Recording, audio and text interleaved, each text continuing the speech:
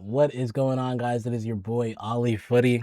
Make sure you like and subscribe before we continue on this video, and make sure you follow me on all the socials if you like these football takes, man. But yeah, let's hop into World Cup recap. Is this day 11 now? My goodness, man, it's just flown by, I swear. But whew, Argentina, Messi, man. I just don't know if you're a Messi hater. Hey, man, props to you because it's tough right now. I'm positive it's tough. If you're a Messi hater, if you're a Ronaldo defender, I know you're having a tough time seeing Messi just continue to put up numbers on the scoreboard. Another 2 goals, leads the World Cup with 5 goals right now, unless, Harry Kane or Ronaldo decides to score 6 tomorrow, or today, rather. I'm recording this the day after. Or, if Harry Kane decides to pop off today or whatever. But lead World Cup scorer right now. And, man, you just got to admit sometimes, bro, he's the GOAT, bro. There's nothing you can do. I'm just glad he's 38, 39. This won't last much longer. If Messi is still playing at the next World Cup, something's wrong. Something is massively wrong. I'm just saying. But anyway, he had an incredible game against Austria. And really, I also got to give credit to Argentina. Because yes, Messi, great player, obviously. But the way Argentina play, it's so well set up, man. You have to give credit to Scaloni, right? Because I mean, look at the FOTMOB ratings, right? I mean, all green, but the way they play relational football, all of these players are close to the ball, always giving the person on the ball options, and they're progressing up the field basically in a like 5-6 man unit. Like they're just going up the field, all close to each other, always having an option. And when it's all condensed, right, all around the ball, all of a sudden you're leaving guys 1v1. You're leaving Messi 1v1, or you're leaving Almada 1v1, or Molina 1v1, and DePaul. And like there's options now, right? There's so many options. As I see this, Portugal just scored their 5th. Shout out Rafael Leao getting the World Cup goal. But yes, man, this is so incredible from Argentina. And Messi, I mean, obviously he's going to do the business, man. I mean, wow. I mean, that first goal, it shows you the kind of team Argentina is. To have a dummy and know that Messi's going to be in that zone and hit it bottom left corner every single time. That's his signature goal, man. That's what you know and love Messi for. And especially after having a tough start, in the sense of like you get a penalty and you miss it, that can be tough, that could be demoralizing. But to come back, to stay strong, get your goal, and then finish the game off in the last minute, incredible stuff from Messi, incredible stuff from Argentina. And look, man, you can't, you got to give it up. I think you got to give it up at this point. You can't keep hating on Messi, bro. It's just, you know what I'm saying? It's futile. It's futile. Find something better to do. I get it, bro. I get it, because I was a PSG fan and I was upset at some of the performances he was putting in and the way he disrespected the club, leaving to Saudi Arabia and all that nonsense. But I always appreciated Messi for the good things he did. But I also did not, like how he talked about PSG. But look, man, at the end of the day, even before we're club fans or this and that fans, we're fans of football. At least I hope. And as a fan of football, you got to be a fan of watching Messi play well. Incredible stuff from Argentina. Incredible platforming, profiling, complimentary football, and definitely deserves win over Austria. And man, you got to give it to Messi again. I'm not going to overly glaze him, but you got to give it to him again, because for Messi to be this age and still, competing, scoring with the goals, it's incredible. You gotta give it up to him, man. But let's go to the next game now. France and Iraq. Whoo! I am still buzzing from that bombasso from Kylian Mbappe. And then the pressing from Dembele. You know what it is, man. When he's like this. And to be honest, it's a very bad blunder from the Iraqi goalkeeper. But Dembele's pressing like this. He's coming like this, man. I get it. You're a little scared, bro. I understand. And then Dembele passes it off to Mbappe for an easy tap in. And then Dembele finally getting his first World Cup goal. I mean, this is the reigning Ballon d'Or winner. And I know a lot of people were kind of criticizing him, saying he's a system player, right? But every team you play in has a system. I think that's just such a short-sighted analysis for Dembele to be like, man, he's not been, he's not PSG, man. He gets all the rest, this, that, and the third.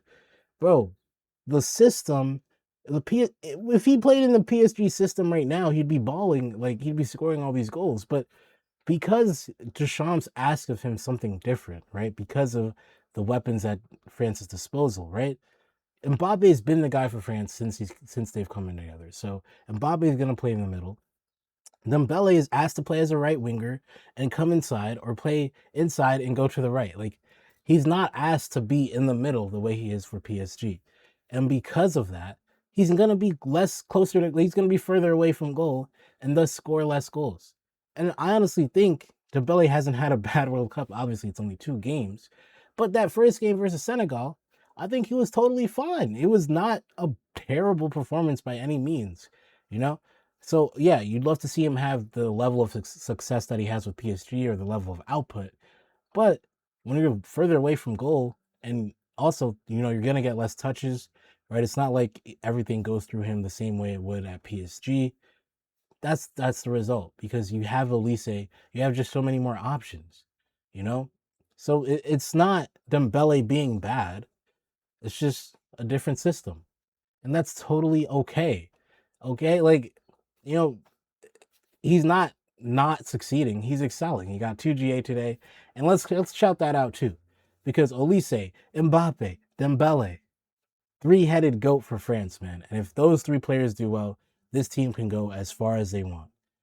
But man, I just think we got to give some credit to Dembele. I love to see him get his first goal in the World Cup, and hopefully this launches an incredible campaign for him. But yeah, speaking of France, as much as I love France, and sometimes you look at France and you're like, man, how the heck is anyone supposed to compete with that team? All of that talent, all of the names, right? All your Mbappe's, Doués, Dembele's, Olise's.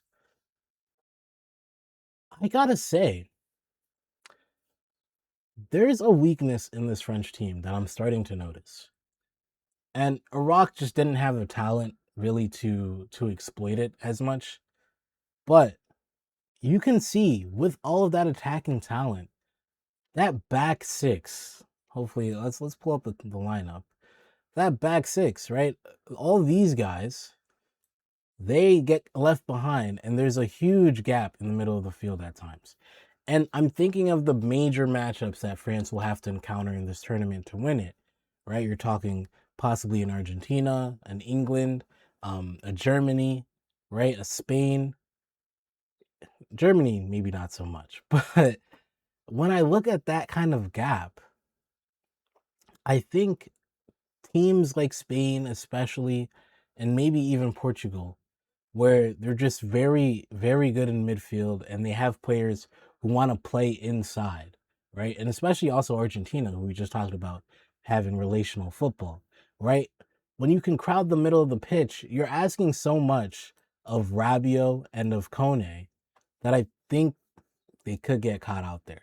So it'll be interesting to see their approach later on down the line versus these kinds of teams because what are you really going to do? Are you going to play such, expansive football against a Spain where, okay, Pedri will be able to run through that midfield, or Rodri or Fabian Ruiz or Danny Olmo will run through that midfield, or Enzo Fernandez. Like, you know what I'm saying? You're asking so much of Rabiot, of Kone, or of a Chouameni, or of a Conte, or of a Warren Zaire-Emery. That's a lot to ask. So we'll see what happens. Now, I saw him, I saw Deschamps kind of dropping Barclub back at times to kind of play left center mid a little bit. It was really more like a left wing back kind of deal. But out of possession, I don't know if that's going to be enough. We'll see. Look, I'm not saying France are all of a sudden, bad, but I think that's a flaw they'll have to kind of take care of if they really want to take care of the bigger teams in this tournament. Still, big, big win. And yeah, man, France are looking deadly. Let's go next to Norway and Senegal. Sorry, you got all these tabs open. My RAM must be acting up. But wow, Portugal almost scored another. Sorry, I'm recording this, as you can see, as at the same time as the Portugal game. Ronaldo just got his first goal. We'll talk about that in the next video, by the way. Make sure you guys like and subscribe. Now, let's talk about Norway and Senegal. Poof, what a game. What a game. 5 goals. We love to see it. And shout out to Norway. Norway, shout out to Haaland in particular, because the stars are showing up, man. And it's for him, you know, Erling Haaland, welcome to the World Cup, because you've hit the ground running and you know the occasion and you have met it beautifully. 2 goals versus Iraq, and now another 2 goals versus Norway. 4 World Cup goals in 2 World Cup games. Increíble. He's not Spanish, but that's just what I was feeling. But incredible. Incredible. All right. Erling Haaland, you get the ball to him in the box, and some way, somehow, he will contort his body to get a head on it, to get a knee, get a foot on it, some way, somehow, and get it goal bound. And it is incredible. Incredible chance converter. Now, Norway have been incredible. We can give them a lot of credit. Ronaldo looked great. Or sorry, not Ronaldo. Watching Portugal, man. Haaland looked great. Odegaard looked fantastic. Sorloth was perfect in his role, man. You know, they have some great players. Nusa as well. But I think this is absolutely underwhelming and downright embarrassing for Senegal. I mean, that first goal from Peterson, you should not be conceding. Okay? But and outside of that, Norway were the better team quite comfortably versus the Senegalese team, which is incredible to me. These are the reigning champions of Africa. Now, by the courts, it might be Morocco, but on the field, this is the reigning AFCON champions, and this is the best you have to offer. It's one thing to lose to France, it is another thing to lose to Norway. And on top of that, it's another thing not only to lose to Norway, but you're performing worse than Norway throughout the whole game. I don't get that, man. This Senegalese team is so good. They have talent everywhere. But somehow they're putting up performances like this. And there's a lot of, not speculation, but opinions on the lineup. And I have to say I agree. Right? Why isn't Jai not in this lineup?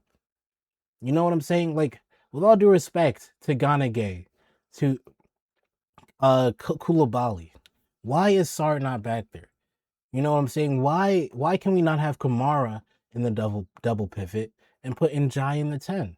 I'd love to see Ibrahim Mbappe get some more time. Obviously, Sarr got the 2 goals today. You can't fault him, but what are we doing? With the team selection, man. This is the problem.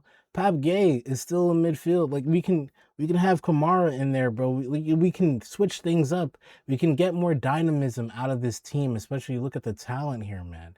You look at the talent. It's inexcusable, bro. Look at the guys that are not getting in. And it's like, man, you got why is Njai not in this game, bro? I don't get that. I don't get that. Very odd. Now look, I'm not saying Njai is Messi, but you see what he can do. You see how he can carry the ball, how smart he is on the ball. I think they could have used that versus France. They could have used that versus Norway. And now I think they're going to need that versus Iraq. Look, man, Senegal are a massive, massive team, I think. This team should be competing, should be with the Moroccos, with the Netherlands, the Japans, who am I forgetting? But you get what I'm saying, right? Like, with the Germanys, bro, Ivory Coast, proved, you know what I'm saying? You can get at these teams. You should be doing better versus these teams. But that's my little rant, okay? Now we got to look towards the future, because let's take a look at this table. Whoa, 0 points, -3 on the goal differential. Now, it's not over. We've seen a lot of the simulations, okay? If you can get 3 points and you can have even goal difference, so 0, you have a very, very good chance of qualifying. I'm talking like 90 something percent chance. Let me bring up the graphic. Okay, this is the graphic by The Athletic. All right, if you have 3 points and an even goal differential, you're talking 93%. Now, the lower the goal differential, the worse it gets, right? -1, 83, -2, 67. You get what I'm saying, right? But for Senegal, I think the even goal differential is what you should be aiming for. because this is as close as it gets, man. If you can get higher, I don't know if you're gonna be able to put 5 on Iraq, but if you can do that, obviously you do that, right? So for Senegal, it's do or die versus Iraq. And Iraq technically also have a chance to qualify, right? They're -6. If they somehow beat, Senegal by so many goals that they can get this even, that would be incredible. Don't see it happening. But really, Senegal, champions of Africa, they are the protagonist in that match. They need to go and score. And I would like to see Mbappe, Njai, these offensive talents get the license to roam and attack and go forth, man, and go forth. And honestly, we need a better performance at the back from Senegal too, because this goal by Peterson should not have been conceded. That's terrible goalkeeping by Mendy. And, maybe you get a point, and all of a sudden now you're in a way better position to qualify. So, Senegal, they've got to get it together, man. This is embarrassing.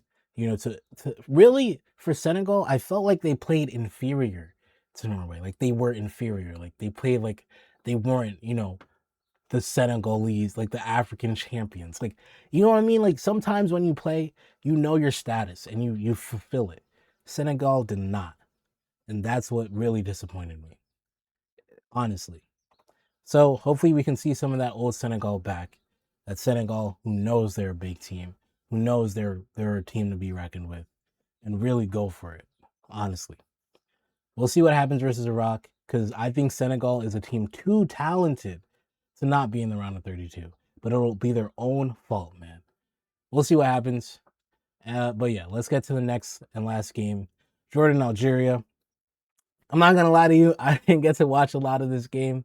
Very much highlights analysis here, and I'll be the first to admit it. I will not lie to you here on Ollie Footy, man. We keep it 100 here, as we say here in the States. If you're watching from outside of the United States, we keep it real, man. But look, this is huge for Algeria. Unfortunately for Jordan, not so much. This is basically eliminates them, but because they're not beating Argentina. But yeah, this is huge for Algeria to get this win. And Algeria probably should have won this by more. I know Mara's missed a few sitters, but it is what it is. You get the win, you get the 3 points, and now we take a look at this table. Jordan are basically eliminated, and Algeria and Austria, 6-pointer, real 6-pointer. Now I think Austria will go through with a draw because of goal differential, but Algeria really need the win if they want to go through in second place. And we'll take a look at the bracket after this to see how that works out for them. Because I think right now Austria are up against Spain and Algeria are up against the US. So if that holds, well then now you're thinking, maybe I want to lose this game versus, Austria, or if you're Algeria, because you'd rather face the US than Spain. But we'll get to that later. As far as this table goes, it'll be a huge matchup. We'll see. We'll see. Honestly, let's get to the bracket now, because I think that bracket will inform the next matchup a lot. All right, here we go with the bracket. Let's take a quick looky-loo at the top here. Germany and Scotland, nice little European matchup. Same with France and Sweden. But France and Germany should be going through, and that will set up a massive knockout match in the round of 16 between France and Germany. Huge match. South Korea and Switzerland, nice little fun match there. But Netherlands and Morocco, what a clash. I'd hate to see any of those teams go out so early, but I think that might be what happens, man. Oof, man. Because I think Netherlands have a point advantage in their group. So yeah, it'll be tough. You never know, but it'll be tough. But it'll probably be likely that one of these teams goes out in the round of 32, which would be a little bit of a shame. But hey, that's football, man. Right now, Colombia are in the spot versus Ghana. I think because Colombia are in second place as of right now, as of recording, it's 3 p.m. on the 23rd. They haven't played yet. They play later tonight. They could be in Portugal's spot. We'll see. But this is a good draw for Ghana, or for Colombia, I think. But then you have probably Spain next round, so that'll be tough. But here is what I'm talking about.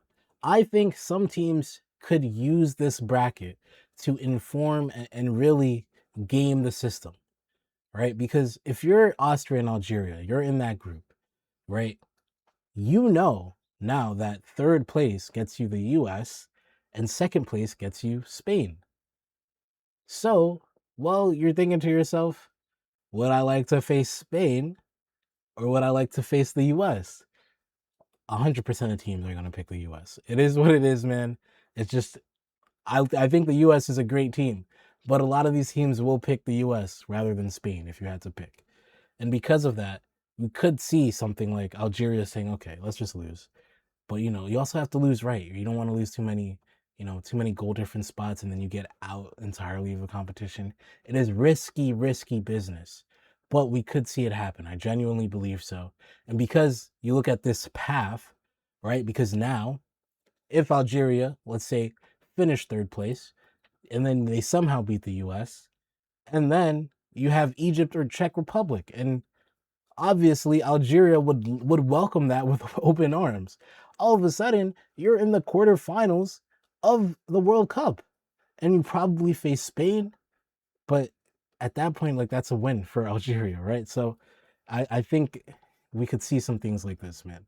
We'll see what happens, but pay attention to that. Pay attention to that. Another big shock here, another big clash here between Brazil and Japan. Ivory Coast and Norway will be a really fun matchup too. But again, this is as it stands. This could all switch up, right? But we could see Morocco in this spot, and then Mexico, Cape Verde. We were talking about that group, right, with Spain, Cape Verde, and Uruguay. This could be, Cape Verde down here, or maybe Cape Verde want to keep this Mexico game, so that way you can say you got to the round of 16, and that's still huge for a nation to make it further in the World Cup, right? If you're in the round of 16, you get to, it's like, do you want to face Mexico or do you want to face Argentina? Right now, you say, oh, I'll face Mexico, but then you probably get England next round. But then it's like, if you can beat Argentina, then you have a pretty solid path to the quarterfinals, right? So we'll see what happens. Some more good matchups down here. Now here, Portugal and Paraguay. For Portugal, they're top of the group right now, but Colombia again plays later versus Congo. So we could see Colombia or Congo here. Could maybe see Portugal here, which would be crazy. England, Portugal, right? And so it's a lot of moving around, but it's just, I think the cool thing with this bracket is obviously you can see where everyone's going to end up, but because of the way the third places work, teams might game this a little bit. I really truly think so. This We'll see what happens. We'll see what happens. It'll be very interesting. But yeah, keep an eye on this. We'll see it as it develops, especially because this is the last match day of match day 2, right? So now going into round 3, a lot of these teams are going to play at the same time. So what will be even funner is these teams in live time getting information like, oh, wait, this team's up right now. Let's not push, or this team's not up and let's push, and like all of these things. It'll be really cool to watch, man. I really think so. But yeah, man, thank you guys so much. Again, make sure to like, follow, subscribe. I got all the socials down in the description. Make sure you go and do that, man. Thank you guys again so much for watching. It's been your boy, Ali Footy. We'll be back with another recap later on tonight. Until next time, it's been your boy. We out.